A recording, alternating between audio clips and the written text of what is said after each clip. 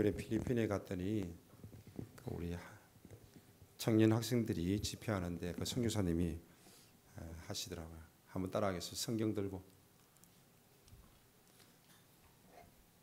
오늘 성경 든 친구들은 목사님이 중간에 성경 퀴즈 낼 때 답할 수 있는 기회를 주겠습니다. 성경 안 가져온 친구들은 손도 들지 마시기 바랍니다. 자, 나는 하나님을 믿습니다. 나는 성경이 하나님의 말씀인 것을 믿습니다. 나는 성경의 권위를 믿고 순종합니다. 나는 성경을 읽고 암송하겠습니다. 나는 설교를 통하여 주시는 성령님의 음성에 귀를 기울이겠습니다.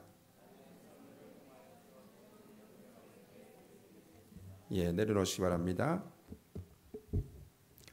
성경이 기록되어져서 오늘날까지 우리의 손에 쥐어졌다는 것은 하나님의 은혜입니다. 눈은 우리 주일학교 수준으로 돌아가겠습니다. 성경학교 눈은 저 봅니다. 저 앞에 사람 뒤통수 보지 말고 저 봅니다. 눈은 안 보는 사람이 있으면 제가 눈은 하면 앞으로 보시면 되겠습니다. 저를 보시기 바랍니다. 저를 보시기 바랍니다. 밑에 보지 말고 옆에 보지 말고. 무엇인가 소중하게 보존이 된다는 것은 중요한 일입니다. 여러분 개인이 소중하게 여기는 것이 있습니까?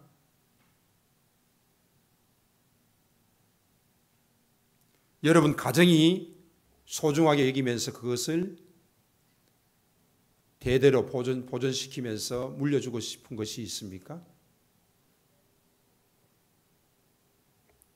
있어야 됩니다. 다 깨끗하게 집에 아무것도 없이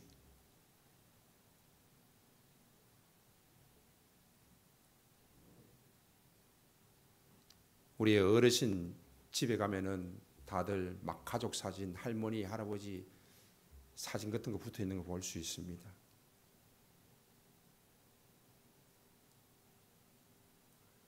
깨끗하게 하고 싶으면은 돈 많이 들이셔 가지고 아주 예쁘게 깨끗하게 해서 걸어 놓으시면 됩니다. 개인이나 가정이 소중히 여기는 것들, 또 그것이 대대로 물려져야 될 것들, 이런 것들이 있어야 된다는 것입니다. 교회도 역시 마찬가지입니다. 우리 교회 깨끗합니다. 이제 역사가 이제 10월 달에 되면 23년 되어지는데 누군가 들어왔을 때에 교회를 보고 교회의 역사를 볼 수 있는 것이 무엇이 있습니까? 제가 봤을 때는 아무것도 없어요. 이번 총회에서도 총회 역사 박물관을 총회회관 1층에 만들었습니다. 교회도 역시 마찬가지입니다. 그래서 저는 한 25주년을 기점으로 하여서 지난 역사들을 한번 모아보려고 합니다. 그리고 그것들을 보고 기억하고 또 추억하고 그것들을 물려주는 것들은 참으로 중요한 것입니다. 무엇보다도 우리의 자녀들에게 신앙의 유산을 물려주는 것은 더 중요한 일이지요. 국가가 보존해야 될 것이 있고 세계가 보존해야 될 것이 있습니다. 국가가 보물로 여기는 것이 있습니다. 국보 1호가 뭐지요? 자, 성경 가져온 사람 국보 1호가 뭐지요?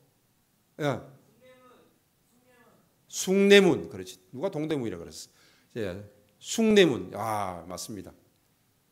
저는 오늘 지금 아침에 올라오자마자 목사님 신명기 6장 다 외웠는데 언제 합니까? 저한테 묻더라고요.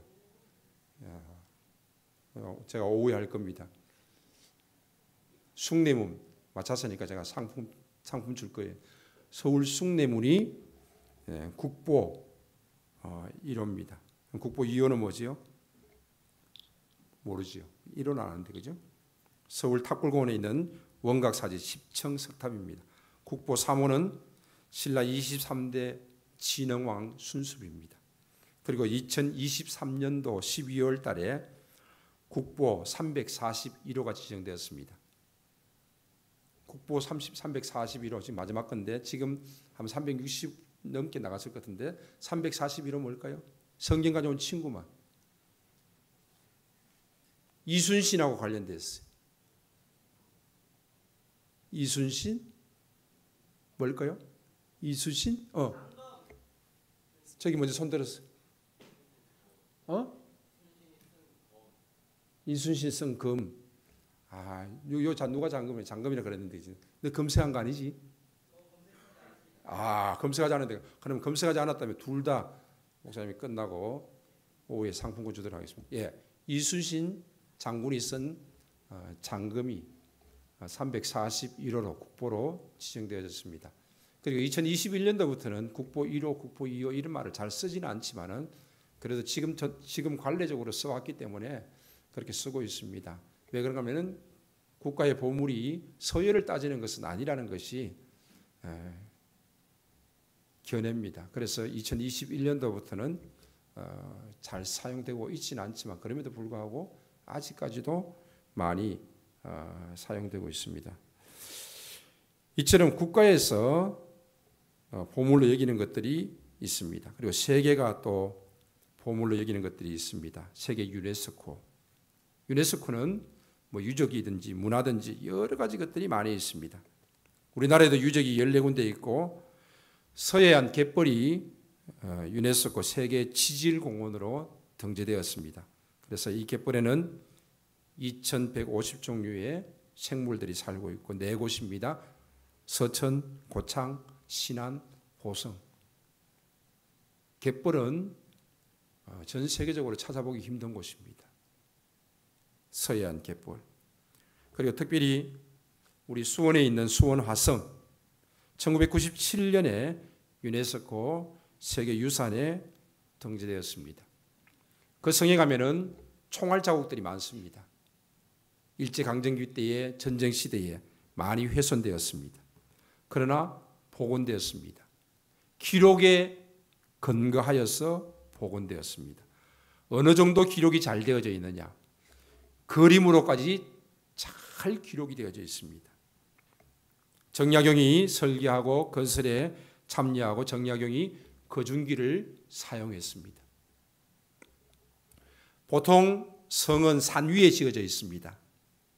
그런데 이 수원화성은 분지에 지어져서 도시로 정조가 건설을 한 것입니다. 짧은 기간 동안에 이루어졌습니다. 특별히 화성 성역 의궤라는 기록지에는 이 공사의 모든 것들이 다 기록되어져 있고 그림까지 기록되어져 있습니다. 그리고 거중기를 사용했고 일한 사람들에게는 임금을 지불한 기록이 있습니다. 관리하는 관원들과 일하는 노역자들 전부 임금을 지불했습니다. 그리고 동양과 서양의 과학적 기술이 적용되었고 만리장성이 강제 노역으로 말미암아 많은 사람들의 죽음으로 지어진 성에 비하면은 이 수원 화성은 임금을 지불하면서 그들이 쉬고 싶으면 쉬고 하루 반, 이틀 반 이런 식으로 일하면서 자기들이 참여했던 것입니다. 그리고 정조는 아버지 사도세자의 무덤을 화성 윤건동 쪽으로 옮기지요. 옮기면서 정조 13년에 수원 화성을 공사해서 2년 반 만에 완공을 합니다. 공사의 인부는 연 인원 70만 명, 공사비는 80만 양. 80만 양 하니까 우리는 잘 모르지요. 그냥 한 양에 쌀 20kg 값입니다. 그렇게 치면은 별로 지금 상황에서는 크게 보이진 않습니다. 한 400억 정도. 한 양. 자, 거지가 동냥할 때 뭐라 그러지요? 강한서 거지가 동냥할 때 뭐라 그러지요? 한 푼 줍시오 그러지요. 한 푼, 한 양 주시오 그러면은 뭡니까? 그럼 거지가 아니지요. 도둑놈이지요. 왜? 쌀 20kg니까. 한 양 줍시오 이렇게 안 합니다. 우리나라 거지는 뭐 하죠? 우리나라 거지 지금도 한 푼 주시오지 그죠? 뭐 1,000원 주세요. 1,000원짜리 주면 기분 나빠합니다. 교회에 찾아오는 손님들도 1,000원짜리 주면 기분 나빠합니다. 5,000원, 10,000원. 요즘은 거의 잘 다니지 않는 것 같아요.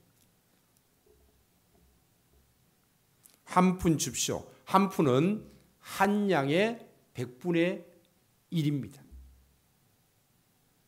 그래서 거지는 한 푼 줍시오. 그렇게 말하죠. 공사의 전 과정을 기록했고 그것을 심지어는 활자본으로 만들어서 여러 부를 찍어서 공사한 사람들에게 다 나누어 주어서 그들이 긍지감을 가지도록 했습니다. 그리고 어디에 공사했는지, 누가 공사했는지 그 이름까지 다 기록을 하고 있습니다. 그래서 1795년 해경궁 홍씨, 사도세자의 아내, 즉 정조의 어머니 회갑 때 그는 처음으로 이 수원 화성행궁으로 내려오게 되어집니다. 이때의 사도세자의 나이도 역시 동갑, 회갑입니다. 회갑잔치를 화성행궁에서 9일 동안 행해집니다. 그리고 바깥에는 수원에 사는 모든 사람들을 위해서 경로장치가 벌어지게 되어집니다. 창경궁에서 화성행궁까지 거리가 꽤 되지요. 서울에서 여기까지 1박 2일 동안 이틀 만에 그들이 걸어옵니다. 그러면서 화성행궁이 되어지는 그 그림도 잘 그려져 있습니다. 해경궁 홍씨가 탄 가마는 사람들이 들고 오는 것이 아니라 말 안장 위에 얹혀져 있는 것을 그림을 통해서도 볼 수 있습니다. 서울에서 수원 내려오는 길은 과천으로 해서 남태령 넘어오는 길이 있는데 이 길은 지금도 힘들지만 그때도 힘들었던 것 같아요. 그래서 시흥을 통해서 안양을 통해서 일본 국도, 그 당시에 정조시대에 신장로라는 말이 있습니다. 일제시대 때 만들어진 용어가 아니라 정조시대 때 신장로라는 용어를 사용했습니다. 그리고 한강을 건너오는데 한강을 건너는 것이 참 힘듭니다. 그때에 정약용의 기발한 아이디어로 말미암아서 배들을 다 붙입니다. 그리고 그 배 위에 다리를 놓고 정조의 행렬들이 건너게 되어집니다. 배다리를 설계한 사람이 누군지 기록되어 있는 곳은 어느 곳에도 없습니다. 단 한 곳에 기록되어졌습니다. 죽음의 묘지명에 기록되어졌습니다. 그래서 정약용은 이 조선에 글을 제일 잘 쓰는 사람은 나 하나밖에 없다. 그래서 자기가 직접 그 묘지에 글을 적었는데 그 글에 자기가 직접 기록했는데 배의 다리를 설계했다라고 기록해서 그것이 정약용의 생각인 것을 우리는 알게 되어집니다. 이처럼 소중하고 가치 있는 것은 보존되어야 합니다. 역사이건 문화이건 그 보존 가치가 있습니다. 특별히 여러분 가정 가운데 어느 집에 들어가면은 할아버지 할머니 쭉 이렇게 걸려 있으면 좋겠어요.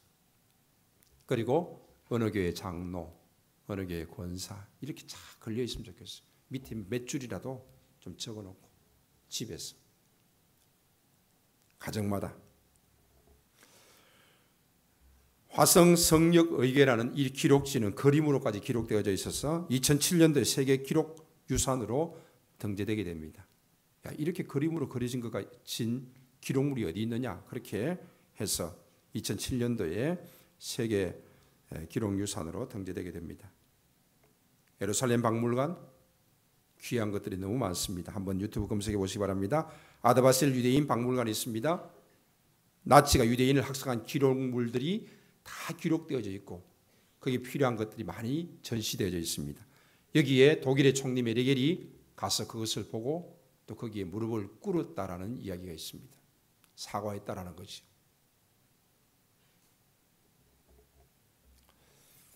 피라미드에서 발견되어진 조그마한 씨앗을 심었는데 거기에서 생명력이 살아나는 것도 볼 수 있습니다. 소중한 것이 보존된다는 것은 중요한 일입니다. 아버지 어머니가 있었기 때문에 내가 있는 것입니다. 할아버지 할머니가 있었기 때문에 우리가 존재하는 것입니다. 자기만을 이야기하는 사람은 뿌리도 없는 사람이고 근거도 없는 사람입니다. 성경은 소중하고 가치 있는 존재 그 이상입니다. 인간이 보존하기 위해서 힘쓰고 애썼습니다. 하나님은 그 이상으로 간섭하셔서 수천 년 동안 인간의 손에서 떠나지 않게 하셨습니다. 지구상에 가지고 있는 가장 가치 있는 책으로 우리의 손에 주어진 것은 결코 우연이 아닙니다. 성경은 하나님의 말씀인 것을 믿습니다. 말씀이 육신이 되어 이 땅에 오신 예수님, 그분의 말씀이기도 합니다. 하나님의 형상을 따라 사람을 지으신 그 하나님은, 창조주 하나님은 인격적인 하나님이십니다.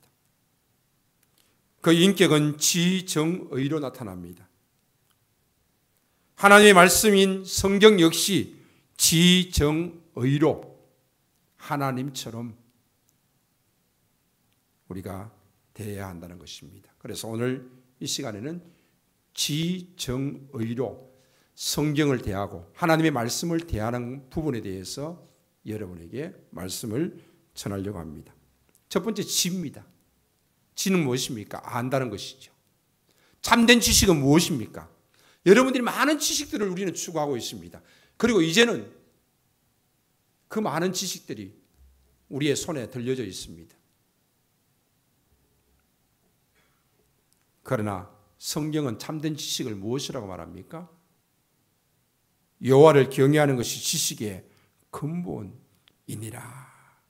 바로 하나님을 아는 지식입니다.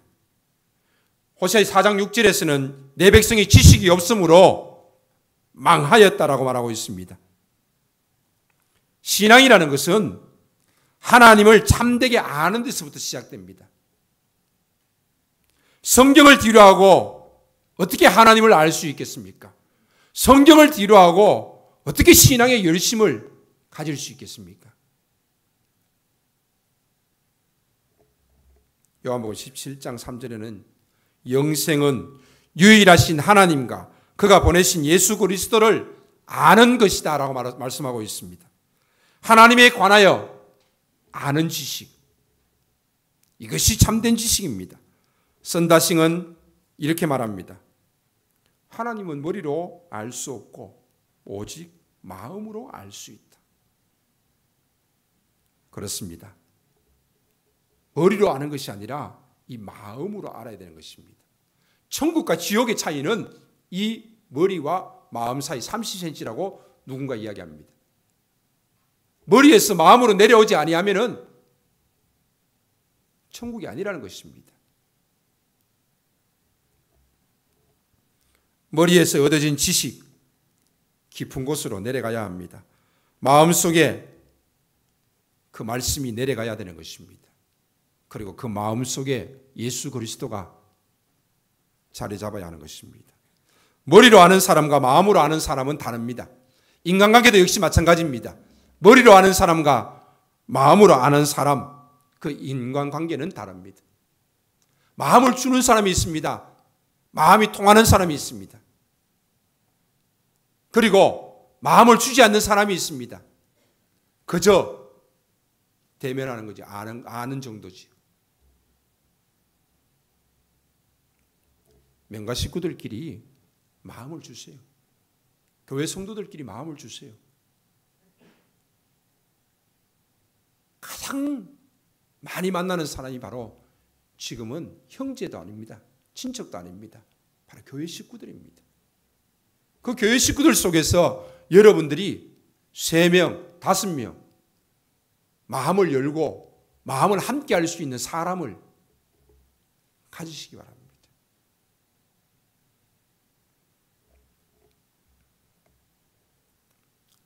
진정으로 아는 것은 마음으로 아는 것입니다.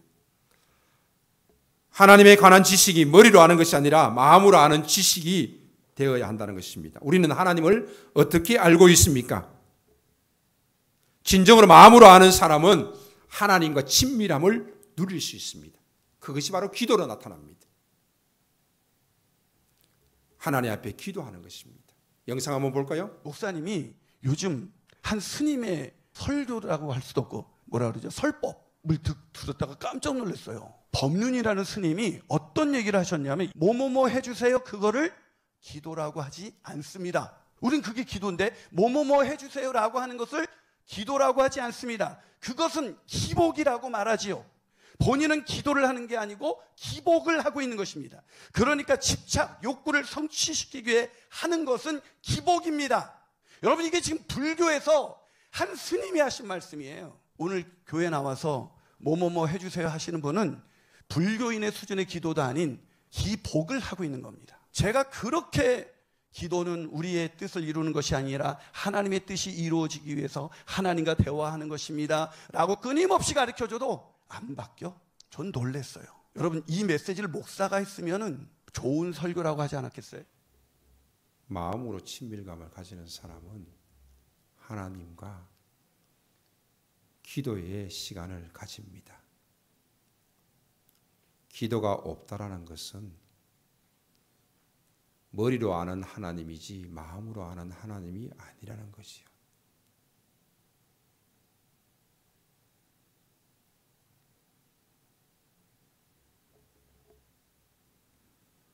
집에서 기도하십시오. 가까운 곳에 계시는 분들은 교회 나와서 기도하십시오. 교회 문 앞에 딱 들어오는 순간 여러분들은 짧은 기도가 아니라 최소한 3분에서 5분 정도 기도할 수 있으면 좋겠습니다. 하나님을 섬기면서 다른 신을 섬기는 모습이 바로 기복입니다. 아론과 백성들이 만든 우상 금송아지가 바로 그것입니다. 우리를 위하여서 만들어낸 애굽에서 인도한 신, 바로 금송아지. 우리를 위하여서 만들어내었다라는 것이 여기에 초점이 있습니다. 우리는 금송아지 그 형상에 대한 초점만 가지고 이야기합니다.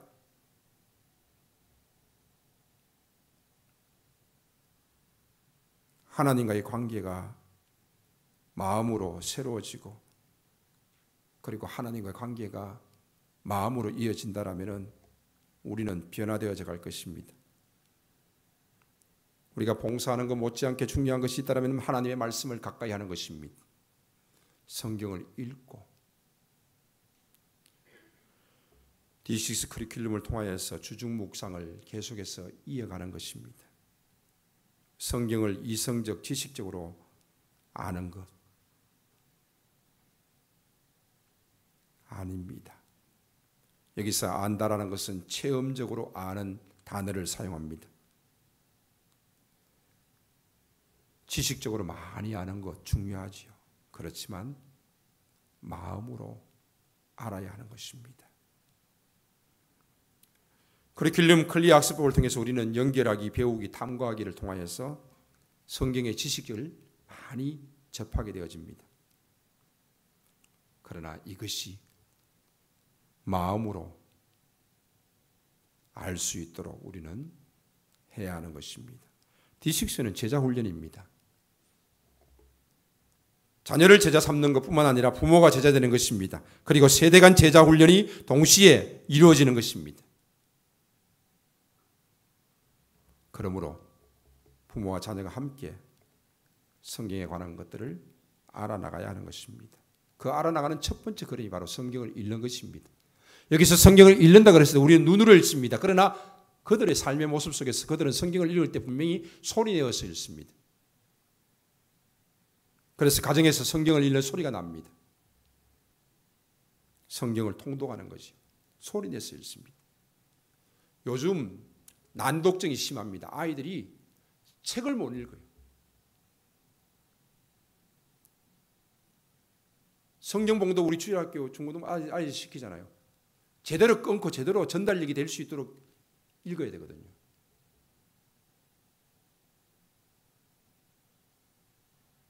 난독증. 책을 못 읽을 뿐만 아니라 말하는 것도 힘들어요. 그래서 직장에서 전화 오면 힘들다는 거예요. 아니 문자하지 카톡하지 왜 전화하냐는 거죠. 전화 오면 가슴이 막 떨리고 막 뭘 말해야 되니까 말을 못 하겠다는 거죠. 세계적으로 세워진 지도자는 카톡 잘하는 사람이 지도자가 아닙니다. 글 잘 쓰는 사람이 지도자가 아닙니다. 말 잘하는 스피커가 지도자입니다.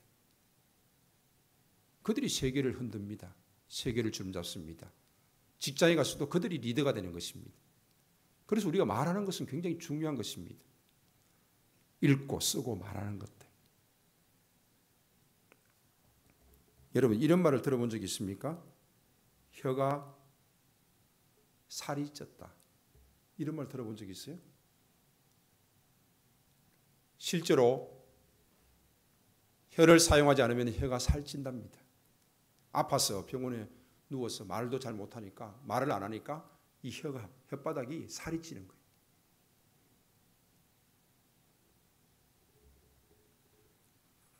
그리고 말이 더 어눌해집니다. 혀가 날씬해야죠. 그래야지 말할 수 있고 노래할 수 있지 않겠습니까? 요즘 교회들마다 하는 운동들이 하나가 있습니다. 코로나 시대를 지나면서 하는 운동인데 성경 통독입니다. 코로나 시대를 접하면서 주일 새벽 기도회 때 저희들도 성경을 통독했습니다. 두 장씩 읽었는데 지금 신약은 주일날 읽어서 다 끝났고 구약은 지금 에스겔 끝나고 지금 다니엘 이제 시작합니다.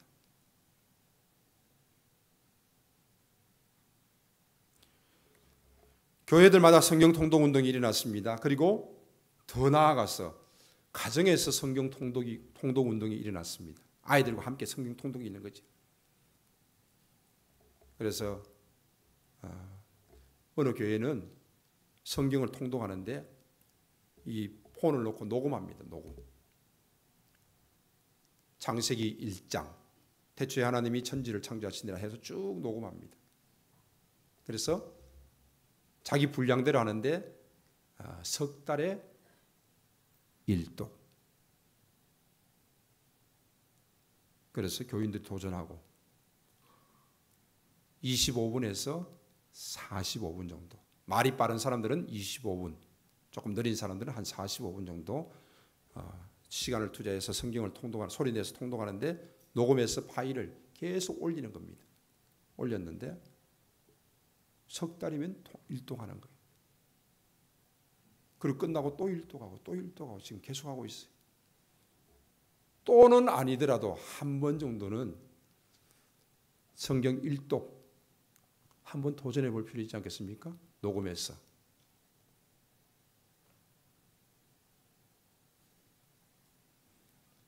우리의 자녀들이 차를 타고 가면서 성경을 들을 때에 그 어떤 누구의 소리보다도 아버지의 소리, 어머니의 소리, 할아버지 소리, 할머니의 소리가 성경을 읽혀준다면 얼마나 좋겠습니까? 그 어떤 성우의 소리보다도 그것이 훨씬 더 귀에 잘 들어온다고 생각합니다. 성경을 통독하는 것이 바로 하나님을 아는 첫걸음입니다. 그리고 성경을 묵상해야 됩니다. 커리큘럼 교재 오늘 설교하고 있습니다마는 주중 묵상집을 여러분들이 사용하시기 바랍니다. 그냥 한번 읽어보시고 또 중요한 일이 있으면 거기 쓰시고 감사한 내용이 있으면 하루 2가지 3가지 쓰시고 커리큘럼 교재를 사용하시기 바랍니다.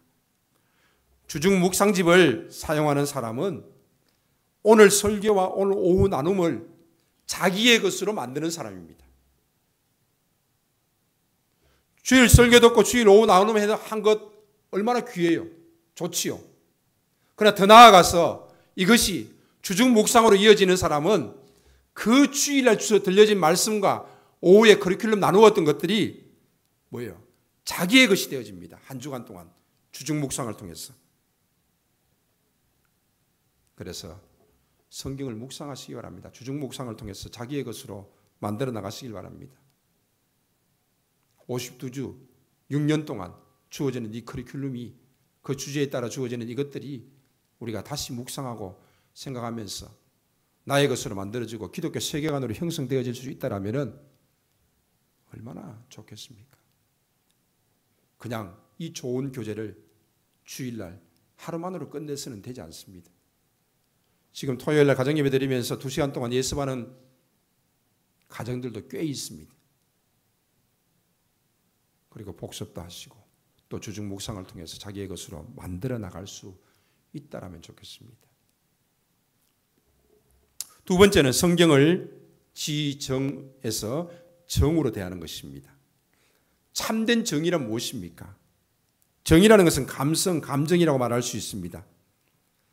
하나님을 향하여서 참된 정은 무엇입니까? 바로 하나님을 참으로 사랑하는 마음을 가지는 것입니다.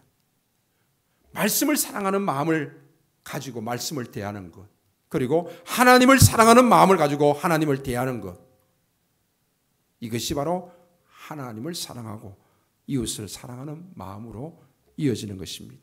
커리큘럼 클리어 학습법에서는 바로 적용의 단계입니다. 마음으로 교제하고 마음으로 관계하는 것이 참된 정의입니다. 하나님과의 교제를 진정 마음으로 해야 합니다. 하나님과의 관계를 진정 마음으로 해야 합니다. 이 시간 여러분의 마음이 온전히 하나님을 향하여서 쏟을 수 있고 하나님께서 내 마음 가운데 온전히 자리 잡을 수 있도록 끊임없이 훈련해야 되는 것입니다.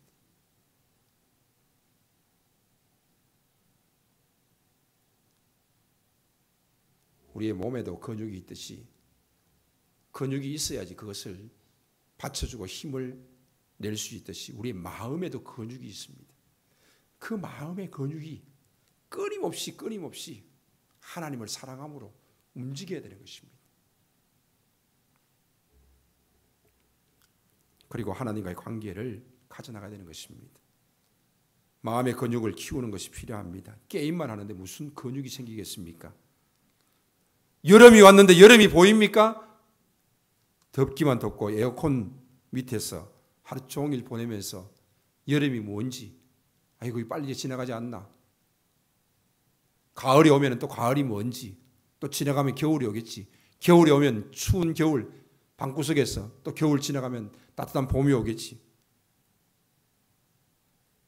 우리 동네 여기 바깥에 가면은 매일 개구리가 옵니다.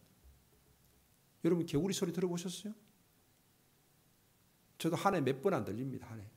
아마 들리시는 분들 거의 없을 거예요. 차 타고 에어컨 틀고 창문 닫고 안 들리죠. 밤에 안 나가는 거죠.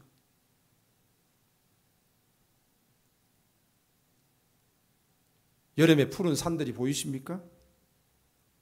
봄에 피는 꽃들, 가을에 피는 꽃들, 겨울에 내리는 눈들, 이것들이 마음으로 느껴집니까? 조금 전에 감사한 내용을 고백할 때에 노원경 권사님 자연을 바라보면서 감사할 수 있는 것을 고백했습니다. 시골에서 자라는 아이들은 아주 감성적입니다.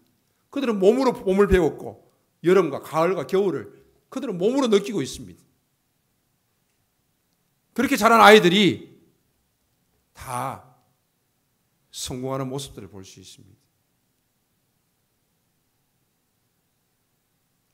대통령이 서울에서 태어나서 대통령 된 사람 지금 있는지 모르겠는데 제가 알기로는 없는 걸로 알고 있습니다. 다 시골에서 자라난 아이들이 큰 인물이 되는 거예요.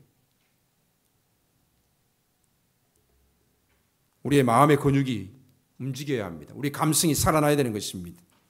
일반 계시, 자연 계시 하나님께서 우리에게 주셨습니다. 그것들을 보면서 느낄 수 있고 그것을 보면서 볼 수 있는 눈이 필요한 것입니다. 하나님께서는 모든 사람들에게 일반적으로 모든 사람들에게 자연을 통하여서 자신을 계시하셨습니다. 그 자연을 통하여서 일반적인 모습을 통하여서 하나님을 볼 수 있어야 되는데 볼 수 없는 것입니다. 힘들고 어려울 때 나는 신앙적입니까? D6 모임하는데 우리 목사님들 모임하는데 정말 힘들고 어려운 목사님이 계십니다. 근데 그분들이 한결같이 하는 말씀이 이겁니다. 지금 내가 진짜 힘들고 어려운데 죽을 것 같은데 매일매일 나에게 주시는 말씀이 있다. 그것 때문에 나는 산다. 심지어는 누군가 카톡으로 보내진 그림이 있는 그 성경 구절 옛날에는 그냥 보고 넘겼는데 지금은 그 말씀 한 구절 한 구절 읽고 힘을 얻는다.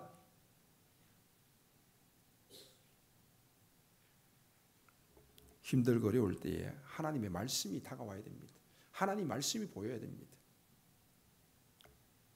그저 사람 찾고 어떤 도움을 찾고 누군가 도와주기를 바라고 이런 것이 아니라 정말 내가 힘들고 어려울 때 하나님이 도와주시고 하나님의 말씀이 보이고 하나님 말씀으로 말미암아 내가 힘을 얻을 수 있다라면 그것이 바로 신앙이 아니겠습니까?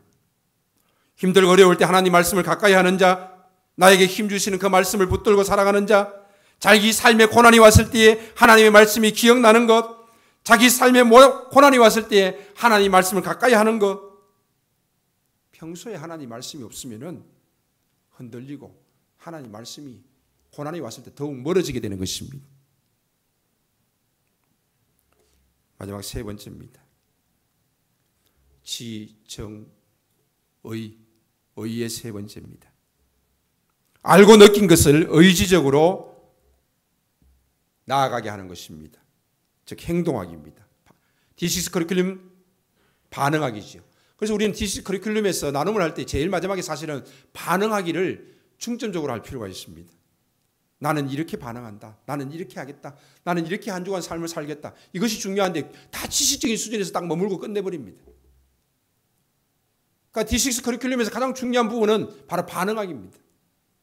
어떤 지식을 아는 것이 중요한 것이 아니라 내가 이 말씀을 통해서 어떻게 반응하겠다라는 것이 중요합니다. 목사님들 모이면 지식적으로 더 흘러갑니다. 아, 설교 이만큼 하면 되니까 됐어. 목회자들끼리 나눔을 가지는 것들 참 쉽지 않습니다. 그러나 그럼에도 불구하고 3년이나 세월 여름에서 많은 이야기들을 속에 있는 것들을 내놓으면서 서로 있는 모습을 드러냅니다.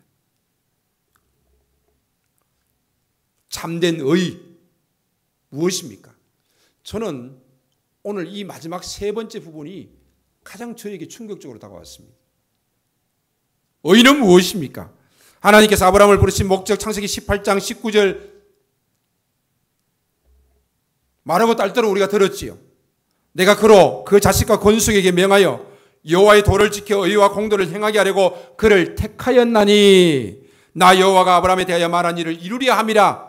여호와의 도를 지켜 의와 공도를 행하게 하려고 그를 택했다라는 것입니다. 의가 무엇입니까? 바로 ጼ데카입니다. ጼ데카는 무엇입니까? 그 ጼ데카의 가장 깊은 의미는 관계입니다. 하나님과의 관계 속에서 하나님 사랑하는 거죠. 그리고 이 ጼ데카는 지금 유대인이나 이슬람이나 모든 그들에게 나타나는데 뭐로 나타나느냐? 구제로 나타납니다. 그래서 그들은 가정예배 드릴 때마다 ጼ데카 헌금을 합니다. 늘 동전을 넣습니다. 그리고 그 동전은 구제를 위해서 사용합니다.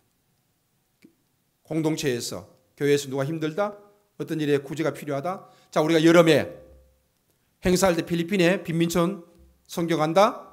영월에 어디 농촌 선교 간다? 그때 헌금하시면 됩니다. 통을 사가지고 저금통에 계속 넣는 겁니다. 가정예배 드릴 때마다. 그들은 늘 구제 헌금합니다. 이웃 사랑이 구제로 나타나는 것입니다. 백부장을 의인이라고 소개합니다. 왜 백부장을 의인이라고 소개합니까? 그는 회당을 지었습니다. 회당을 지었기 때문에 의인입니까? 아닙니다. 그는 회당을 지을 뿐만 아니라 많은 구제를 했다라고 말하고 있습니다. 많은 구제를 했다. 그가 바로 의인인 것입니다. 이웃을 사랑합니까? 바로 구제로 너희들이 나타내라는 것입니다. 하나님을 사랑합니까? 하나님과 사랑의 관계 속에서 친밀함 속에서 기도로 나타나고 하나님을 사랑해야 합니다. 이웃에 대한 사랑 또한 구제로 나타나야 합니다. 오늘 본문의 베드로전서 1장 22절에 보니까 너희가 진리를 순종함으로 너희 영혼을 깨끗하게 하여 거짓이 없이 너희 영혼을 깨끗하게 하여 거짓이 없이 진리를 순종함으로 형제를 사랑하기에 이르렀으니 마음으로 뜨겁게 사랑하라. 마음으로 뜨겁게 사랑하라. 여러분 이 말씀이 제가 목사님들 모였는데 나는 이거 이해 안 된다 그랬습니다. 진리를 순종함으로 너희 영혼을 깨끗게 하여 거짓이 없이 여기까지 좋아요. 근데 형제를 사랑하라는 것입니다. 마음으로 뜨겁게 사랑하라는 것입니다. 제가 물었습니다. 목사님, 어떻게 우리가 형제를 사랑할 수 있죠? 여러분 형제 사랑하십니까? 이웃 사랑하십니까? 심지어는 자기 자신도 사랑하지 못하는 사람이 있어요. 가족도 사랑하지 못하는 사람이 있어요. 가족도 미워하는 사람이 있어요. 자기도 사랑하지 못하고 가족도 미워하는 사람이 무슨 형제를 사랑하겠어요?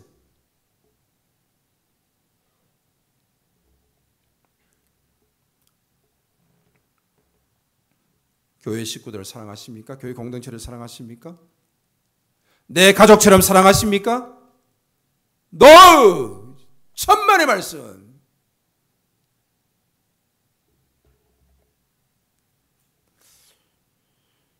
한번 우리 자신에게 질문해 볼 필요가 있습니다.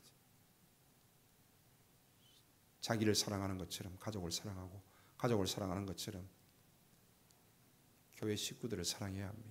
교회 공동체를 사랑해야 합니다. 물론 그 사랑의 모습으로 인하여서 여러 가지 풍성한 교회 아름다운 모습들이 많이 나타난 것을 볼 수 있습니다. 어떻게 보면은 용현이 친구들이 쭉 같이 지금까지 자라고 세례받고 그때 감격이지 않았습니까? 지금까지 아이들이 신앙생활하는 모습을 보면은 이것은 형제 사랑이라고 말할 수 있습니다.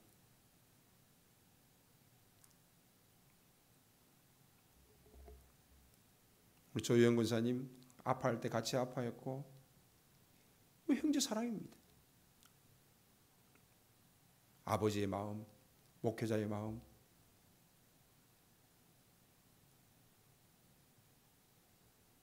이런 형제 사랑도 우리가 끊임없이 해야 한다는 것입니다. 이번 여름 행사를 통해서 특별히 필리핀 가서 빈미천 선교하고 원주민 선교하면서 우리는 이 사랑을 나타내었습니다. 거기에서 많은 아이들이 충격을 받았습니다. 도전을 받았습니다. 바뀌어진 아이들이 있습니다.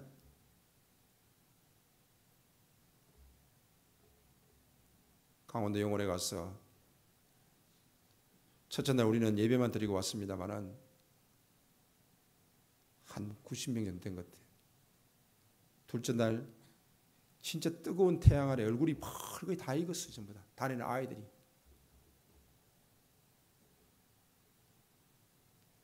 그 교회 내부 청소 깨끗이 하고 어른들 들어가신데 손잡이 필요한 거 만들어 드리고 또 교회 앞에 돌담 쌓고 또 콘크리트 공굴 치고 6예배 불렀습니다. 한차 불렀습니다.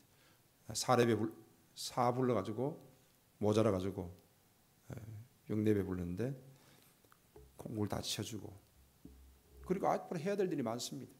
동네에서 마을마다 5명씩 가서 필요한 것들 다 도와드리고 내년도 역시 마찬가지입니다.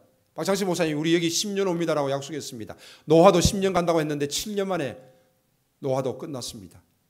자립하고 풍성해졌습니다. 교회 식구들도 많이 늘었습니다. 그리고 노화도 식구들이 강원도 영월까지 올라와서 함께 봉사했습니다. 함께 헌금했습니다. 참여했습니다. 우리는 가서 찬양만 열심히 하고 그냥 왔어요. 땀 흘린 사람이 없었어요. 이번에는 요거 한 사람도 별로 없었어요. 근데 한 1,000만 원이라는 돈이 들어가면서 거기에 그렇게 많은 인원들이 가서 봉사하고 수고하니까 마을이 인식이 바뀌었습니다. 농활 온다 그러면은 대학생들이 한 10명 와가지고 농활하고 먹고 뭐 이런 것들이 사실은 큰 힘이 되지 않았습니다. 근데 이번에는 1,000만 원이라는 돈이 그들 가운데 투자되어지고 또 많은 인력들이 가서 도와주니까 그들의 생각이 바뀌었습니다. 너무 좋아하는 겁니다. 이제 시작이었습니다. 마을 이장님이 나도 예전에 교회 다녔는데 이제 교회 가야 되겠다라고 말씀하셨다는 겁니다. 그래서 내년에는 시작되기 전에 아마 제가 가보려고 합니다. 가서 마을 집집마다 돌아다니면서 필요한 것들 체크해서 이장님하고 목사님하고 같이 체크해서 이렇게 꼭 필요한 것들 이렇게 도와줄 수 있도록 한번 힘써 보려고 합니다.